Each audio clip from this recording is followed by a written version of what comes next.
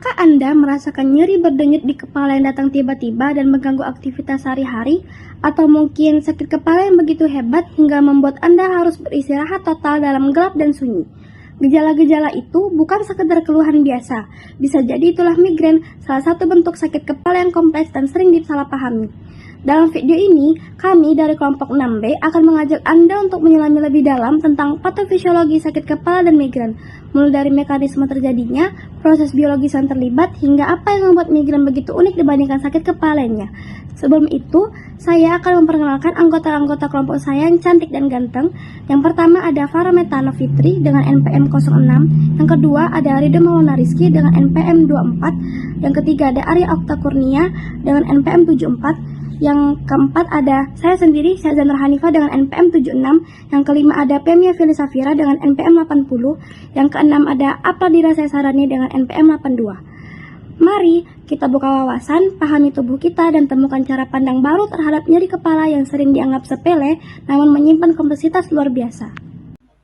Apa itu sakit kepala? Sakit kepala adalah rasa nyeri yang timbul dari kepala atau leher bagian atas tubuh. Rasa nyeri berasal dari jaringan dan struktur yang mengelilingi otak, karena otak itu sendiri tidak memiliki saraf yang menimbulkan sensasi nyeri. Periosteum yang mengelilingi tulang, otot yang memukus tengkorak, sinus, mata dan telinga, dan selaput yang menutupi permukaan otak dan sumsum tulang belakang, arteri, vena dan saraf, semua bisa menjadi meradang atau terjadi iritasi menyebabkan rasa nyeri kepala. Nyeri ini mungkin rasa nyeri tajam, berdenyut, konstan, ringan, atau intens. Klasifikasi sakit kepala. Nyeri kepala dibagi menjadi nyeri kepala primer dan sekunder. Nyeri kepala primer berasal dari penyebab yang tidak diketahui seperti migrain, nyeri kepala tipe tegang, nyeri kepala cluster, dan nyeri trigeminal. Contohnya migrain, sakit kepala tegang, sakit kepala cluster, dan sakit kepala lain seperti batuk dan hipnik. Yang kedua, nyeri kepala sekunder. Nyeri kepala sekunder berasal dari penyakit yang mendasari seperti gangguan struktural organik, masalah metabolisme, dan infeksi. Contoh, sakit kepala akibat trauma kepala, sakit kepala akibat gangguan pembuluh darah, dan sakit kepala akibat infeksi. Penyebab sakit kepala. Nyeri kepala disebabkan oleh beberapa faktor, diantaranya faktor gangguan internal dan faktor eksternal. Yang pertama itu internal. Faktor akibat gangguan internal diantaranya meliputi stres emosional, diet yang tidak tepat, kelemahan neuropati, postpartum, kehilangan darah, dan hubungan seksual yang berlebihan. Yang kedua itu eksternal. Faktor eksternal utamanya disebabkan oleh angin yang dapat disertai dengan dingin, panas, dan kelembapan.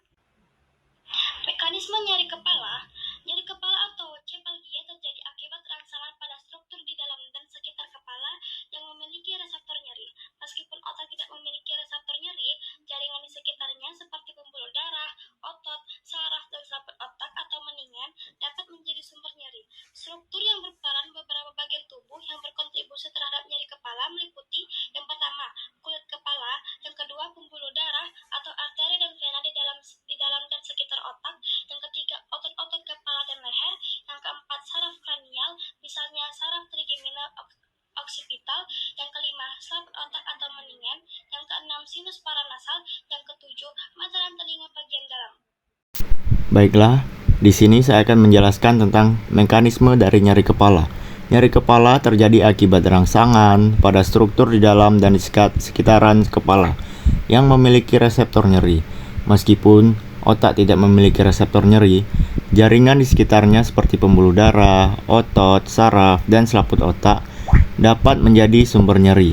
Adapun struktur yang berperan dari beberapa bagian tubuh yang berkontribusi terhadap nyeri kepala, yang meliputi kulit kepala, pembuluh darah, otot-otot kepala dan leher, saraf kranial, selaput otak, sinus paranasal, mata dan telinga bagian dalam. Dan nyeri kepala ini dapat dibagi menjadi dua, yaitu ada nyeri kepala primer dan nyeri kepala sekunder. Nyeri kepala primer tidak disebabkan oleh penyakit lain. Nah, dari contoh nyeri kepala primer ini dapat kita lihat yaitu ada migrain yang disebabkan oleh gangguan neurovaskular, terjadi pelebaran pembuluh darah intrakranial dan pelepasan zat-zat neurokimia seperti serotonin dan CGRP yang mengiritasi saraf trigeminal. Yang berikutnya ada tension type headache yang disebabkan oleh ketegangan otot di kepala atau leher, stres atau gangguan neurotransmitter. Dan yang terakhir ada cluster headache yang melibatkan aktivasi hipotalamus dan gangguan pada sistem otonom serta saraf trigeminal. Yang berikutnya ada nyeri kepala sekunder yang disebabkan oleh kondisi lain seperti infeksi, tumor otak, cedera kepala, perdarahan, intrakranial, dan mekanismenya tergantung pada penyebabnya. Tapi biasanya melibatkan iritasi menigen, tekanan intrakranial meningkat, atau stimulasi saraf nyeri. Dan yang berikutnya ada jalur dari nyeri kepala yang meliputi stimulasi struktur nyeri yang misalnya menigen dan pembuluh darah. Berikutnya aktivasi saraf sensorik terutama saraf trigeminal, contohnya CNV. Yang berikutnya sinyal nyeri diteruskan ke batang otak dan talamus.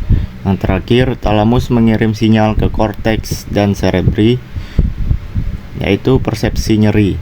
Dan adapun faktor yang memicu atau memperberat dari nyeri kepala ini, yang meliputi perubahan hormon, stres dan kecemasan, makanan tertentu, misalnya keju dan coklat, kurang tidur atau tidur berlebihan, alkohol dan kafein, dan perubahan dari cuaca. Baiklah, di sini saya akan melanjutkan materi gejala sakit kepala. Gejala sakit kepala ini umumnya berupa nyeri di bagian kepala yang dapat menyebar ke wajah, leher, dan juga bahu. Nah, nyeri tersebut juga mungkin bisa lebih dominan pada bagian kepala tertentu, seperti dahi atau bagian kepala depan, sisi kepala kiri, atau kepala kanan, bahkan bagian belakang kepala. Apabila sakit kepala ini disertai dengan muntah, leher kaku, gangguan penglihatan, bicara kacau, linglung, serta kejang, maka harus segera diperiksakan ke dokter, karena hal tersebut bisa menjadi gejala dari penyakit yang berbahaya. Selanjutnya, ada pengobatan dari sakit kepala, yaitu dengan cara memperbaiki pola tidur, menggunakan kompres, minum minuman hangat, menghirup uap aromaterapi, mencukupi kebutuhan cairan tubuh, beristirahat di ruangan yang tenang, menghindari tekanan pada area kepala, mengonsumsi obat pereda nyeri kepala, serta melakukan peregangan dan memijat kepala yang sakit. Kemudian, ada obat sakit kepala. Nah, di sini ada beberapa obat sakit kepala yang sering digunakan. Yang pertama, itu ada neuralgin. Obat ini memiliki kandungan metampiron yang dapat meredakan nyeri haid, sakit setelah operasi, sakit kepala, dan sakit gigi dengan dosis orang dewasa sebanyak 3-4 kali dalam sehari 1-2 kaplet. Selanjutnya, itu ada ibuprofen. Nah, ibuprofen ini dapat mengurangi hormon yang memicu peradangan dan nyeri di dalam tubuh dengan dosis orang dewasa maksimal sekitar 800 ml per dosis atau 3.200 ml per hari. Terus ada Bodrex Migra. Bodrex Migra ini memiliki kandungan paracetamol, kafein, dan propionazole yang dapat mengatasi sakit kepala dan migrain.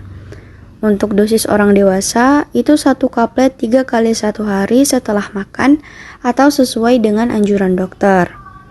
Kemudian ada asam efenamat.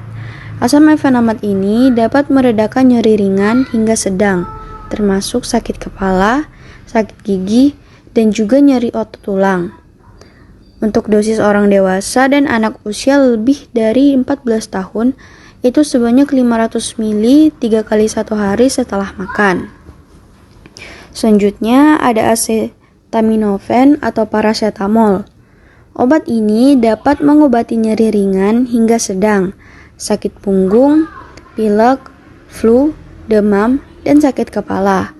Untuk dosis maksimal orang dewasa itu kurang dari 1000 ml sekaligus atau lebih dari 4000 ml per hari. Dan yang terakhir itu ada naproxen. Obat ini dapat mengatasi nyeri dan peradangan yang terjadi akibat kondisi medis tertentu, termasuk sakit kepala, nyeri otot, sakit gigi, dan juga kram menstruasi. Untuk dosis orang dewasa 550 ml per 12 jam dan dapat meningkatkan dosis hingga 825 ml bila diperlukan untuk mengatasi sakit kepala. Halo teman-teman, jadi di sini aku bakal ngejelasin materi tentang migrain. Sebelumnya, aku berterima kasih kepada teman-temanku sebelumnya yang telah menjelaskan mengenai materi sakit kepala. Namun, banyak dari teman-teman yang mungkin berpikir bahwa migrain dan sakit kepala ini adalah satu penyakit yang sama karena sama-sama terjadi di kepala. Namun, itu merupakan sebuah pernyataan yang salah loh teman-teman. Karena ternyata migrain dan sakit kepala itu merupakan dua penyakit yang memiliki kompleks yang berbeda. Di mana migrain ini merupakan sebuah penyakit yang sangat-sangat kompleks dan sangat-sangat itu loh teman-teman.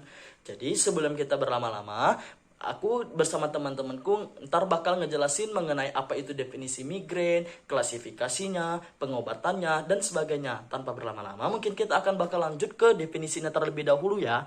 Jadi, migrain itu adalah gangguan neurologis yang ditandai dengan serangan nyeri kepala berdenyut yang biasanya hanya terjadi pada satu sisi kepala. Nah, teman-teman, pada migrain ini seringkali disertai gejala tambahan seperti mual, muntah, sensitivitas terhadap cahaya dan suara. Nah, mungkin teman-teman bakal susah nih ngebedain apa sih itu migrain dan sakit kepala. Mungkin salah satu faktor yang menyebabkan perbedaan migrain dan sakit kepala itu biasanya terlangsung berapa lamanya loh teman-teman. Dimana kalau biasanya terjadi sakit kepala itu hanya sebentar. Sedangkan pada migrain itu biasanya berlangsung selama beberapa jam hingga beberapa hari dan dapat mengganggu aktivitas sehari-hari. Nah teman-teman, ternyata migrain itu sangat-sangat berbeda ya dengan sakit kepala. Mungkin banyak teman-teman yang ingat migrain ini Panadol atau Paramex gitu-gitu yang sakit-sakit kepala. Namun sebenarnya kondisi ini terjadi karena berbagai faktor seperti stres, perubahan hormonal, pola tidur yang tidak teratur, serta konsumsi makanan tertentu. Oke teman-teman, jadi di sini kalian udah ngetahui dong mengenai apa sih itu definisi migrain dan definisi dari sakit kepala. Nah, mungkin kita akan bakal langsung lanjut ke klasifikasinya.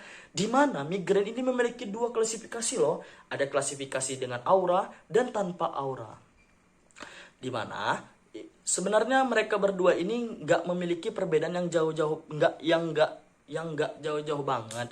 Di mana migrain tanpa aura ini merupakan jenis yang paling umum, ditandai dengan nyeri kepala berdenyut yang biasanya hanya terjadi pada satu sisi kepala, disertai mual, muntah, dan sensitivitas terhadap cahaya atau suara. Mungkin sama banget dengan yang aku jelasin tadi. Namun perbedaan keduanya terletak di poin ketiga nih teman-teman, di mana pada migrain tanpa aura itu tidak didahului oleh gejala visual atau sensorik. Biasanya terjadi gitu aja. Berbeda dengan migrain dengan aura, di mana ditandai dengan gejala neurologis reversibel yang muncul sebelum nyeri kepala, seperti gangguan penglihatan, gangguan bicara, atau mati rasa. Nah, biasanya aura ini berlangsung terjadi selama 5-60 menit sebelum nyeri kepala dimulai. Nah, itu perbedaan kedua nih teman-teman, dari klasifikasi aura dan tanpa aura. Nah, mungkin setelah kita mengetahui dua klasifikasi tersebut, kita bakal lanjut ke mekanisme. Sebenarnya migrain ini merupakan penyakit yang bisa dikatakan simple, tapi kompleks. Di mana nih? Aku bakal ngejelasin mekanismenya ya. Mekanisme migrain adalah proses kompleks di otak yang melibatkan saraf dan zat kimia yang terjadi dalam beberapa langkah utama yang aku bakal ngejelasin dengan singkat-singkat banget lah, biar kita sama-sama paham dan kita juga sama-sama belajar. Nah, jadi teman-teman, di dalam otak kita ini terdapat yang namanya saraf trigeminal. Nah, ketika saraf trigeminal ini aktif, saraf ini akan terhubung ke pembuluh darah di otak dan selaput otak. Apa sih yang terjadi ketika saraf trigeminal ini aktif? Maka dia akan melepaskan zat-zat kimia. Zat-zat kimia yang dilepaskan oleh zat-zat trigeminal ini biasanya adalah zat-zat peradangan seperti CGRP. Nah, kemudian ketika zat ini dikeluarkan, itu akan terjadi yang namanya peradangan dan pelebaran pembuluh darah, di mana zat-zat kimia ini menyebabkan pembuluh darah di otak melebar. Mekanisme migrain. Yang keempat, ada peran aura jika ada. Pada migrain dengan aura terjadi depolarisasi neuron korteks secara menyebar atau cortical spreading depression atau CSD yang mengganggu aktivitas otak dan menyebabkan gejala visual atau sensorik. Yang kelima, ada disfungsi batang otak dan hipotalamus. Struktur otak ini mungkin berperan dalam mengatur pemicu migrain seperti stres, tidur, dan hormon. Singkatnya, migrain terjadi karena aktivasi sistem saraf trigeminal, pelepasan zat proinflamasi, dan gangguan regulasi otak yang bersama-sama menimbulkan nyeri kepala dan gejala penyerta. Lalu ada penyebab migrain. Penyebab pasti migrain belum sepenuhnya dipahami, tetapi diduga melibatkan interaksi kompleks antara faktor genetik, neurologis, dan lingkungan. Beberapa teori utama dan faktor pemicu penyebab migrain meliputi yang pertama ada perubahan aktivitas otak dan jalur nyeri. Aktivitas listrik abnormal pada otak dapat memicu pelepasan zat kimia, seperti serotonin dan neuropeptida, misalnya CGRP, yang menyebabkan peradangan dan pelebaran pembuluh darah di otak. Yang kedua, ada faktor genetik. Migrain cenderung diturunkan dalam keluarga. Sekitar 70% penderita migrain memiliki riwayat keluarga dengan kondisi serupa. Yang ketiga, ada faktor hormon. Perubahan hormon terutama estrogen sangat mempengaruhi migrain, khususnya pada wanita, misalnya saat menstruasi, kehamilan, dan menopause. Yang keempat, ada pemicu lingkungan dan gaya hidup. Beberapa hal yang dapat memicu serangan migrain seperti stres, kurang tidur, atau terlalu banyak tidur, makanan tertentu seperti keju tua, coklat, kafein, dan MSG. Lalu ada minuman beralkohol, terutama anggur merah, ada perubahan cuaca atau tekanan udara, cahaya terang atau suara keras, dan bau menyengat. Lalu ada gejala dan tanda migrain. Migrain adalah jenis sakit kepala yang sering ditandai dengan nyeri berdenyut di satu sisi kepala dan dapat disertai gejala lain. Yang pertama, gejala utama migrain. Sering ditandai seperti sakit kepala berdenyut atau biasanya di satu sisi kepala tapi bisa juga di kedua sisi. Intensitas nyeri sedang hingga berat, memperburuk dengan aktivitas fisik ringan seperti naik tangga, dan durasinya 4 hingga 72 jam jika tidak diobati. Yang kedua, gejala penyerta seperti mual dan atau muntah, ada sensitivitas terhadap cahaya atau fotofobia, dan sensitivitas terhadap suara fonofobia. Dan yang ketiga, fase migrain, tetapi tidak semua orang mengalami semua fase ya. Fasenya ada prodromal atau sebelum serangan, ditandai seperti perubahan suasana hati, kelelahan, ngidam makanan, dan leher kaku. Lalu ada fase aura atau pada sebagian penderita. Sering ditandai seperti gangguan penglihatan, kilatan cahaya, titik buta, dan kesemutan atau gangguan bicara. Lalu ada fase nyeri kepala, dan yang terakhir fase pasca serangan atau postdrom. Sering ditandai dengan kelelahan, kebingungan, dan nyeri ringan di kepala. Baiklah, di sini saya akan menjelaskan faktor yang mempengaruhi penyakit migrain, yaitu faktor genetik dan hormon. Yang pertama, faktor genetik, yaitu seperti riwayat keluarga meningkatkan risiko migrain, mutasi gen CACN1A, ATP1A2, dan SCN1A terkait dengan migrain familial. Genetik mempengaruhi sensitivitas saraf terhadap pemicu migrain. Lalu yang kedua yaitu faktor hormon. Fluktuasi estrogen saat menstruasi, kehamilan, dan menopause dapat memicu migrain. Menstruasi migrain terjadi secara konsisten saat haid. Kontrasepsi hormonal bisa memperparah atau meringankan migrain. Lalu selanjutnya ada faktor yang mempengaruhi migrain seperti gaya hidup, neurovaskular, dan psikologis. Faktor gaya hidup dan lingkungan yaitu pemicu umumnya stres, tidur tidak teratur, makanan seperti keju dan MSG, cahaya terang, dan bau tajam, dan respon terhadap pemicu berbeda antar individu. Lalu ada faktor neurovaskular seperti aktivasi jalur trigeminofaskular dan pelepasan CGRP menyebabkan nyeri migrain.